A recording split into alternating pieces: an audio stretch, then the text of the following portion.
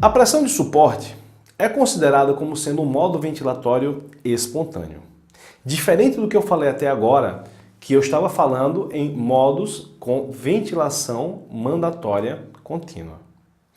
Como eu tinha falado em relação à ventilação mandatória contínua, que era um ciclo que poderia ser iniciado pelo paciente ou pelo ventilador e sempre finalizado pelos parâmetros ajustados no ventilador. Ou seja, a fase de ciclagem não existia essa interferência ou o ventilador não estava sensível ao esforço do paciente.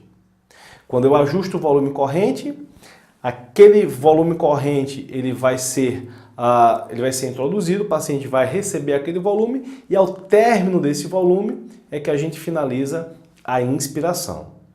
No modo PCV, nós colocamos como variável de ciclagem o tempo inspiratório. Ou seja, o paciente vai passar aquele tempo determinado, no caso que eu coloquei 0,8 segundos, inspirando. Ou seja, mesmo que o paciente faça esforço, ele não irá expirar. Ele necessitará esperar esse tempo de 0,8 segundos.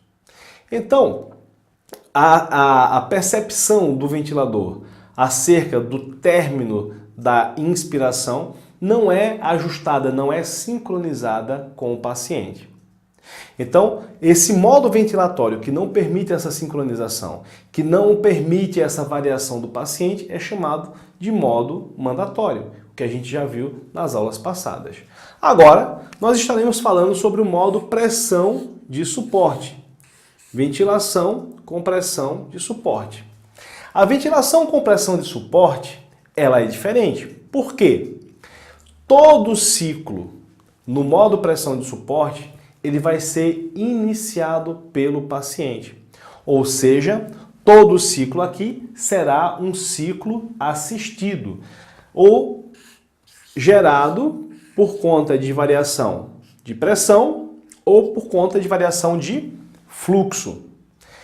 Agora, lembrando que eu falava sobre disparo, e não estou colocando agora o tempo como uma variável de disparo. No modo pressão de suporte, o tempo não é uma variável de disparo. As minhas variáveis de disparo aqui são pressão e fluxo. Neste caso, todos os ciclos são, então, ciclos assistidos.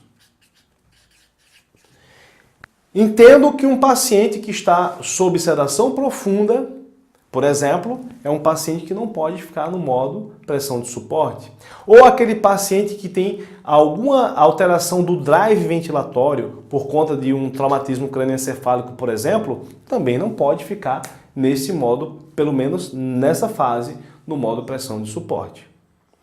Este modo pressão de suporte, além do disparo ser sempre o paciente que realiza, ou seja, sempre um ciclo assistido, nós temos uma outra situação. O término, ou seja, a ciclagem, não é mais uma ciclagem nem a volume, nem uma ciclagem a tempo. A ciclagem no modo pressão de suporte é uma ciclagem a fluxo. Como que eu realizo essa escolha de fluxo? Não escolhemos um fluxo fixo, mas sim um percentual do pico de fluxo do paciente. Esse percentual do pico de fluxo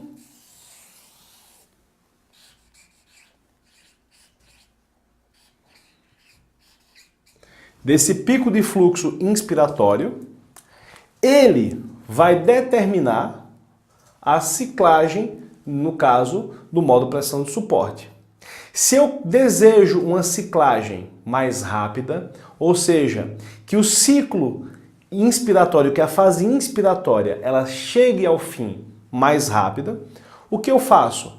Ajusto esse percentual para um percentual mais alto, em torno de 40%, por exemplo. Se eu quero um tempo inspiratório mais prolongado, o que eu faço? Eu ajusto esse percentual de fluxo para 15%, por exemplo, o paciente passará mais tempo inspirando. Então, a depender da patologia, se eu tenho um paciente obstrutivo ou restritivo, eu vou adequar esse percentual de fluxo para a ciclagem. Nessa situação, eu chamo esse percentual de fluxo agora de sensibilidade exalatória. Ou seja, eu tenho uma sensibilidade para o disparo e eu tenho uma sensibilidade para a ciclagem. Por isso, esse modo pressão de suporte, ele é considerado um modo cujos ciclos são denominados espontâneos. Ou seja, eu tenho agora um controle do paciente tanto no início quanto no término do ciclo.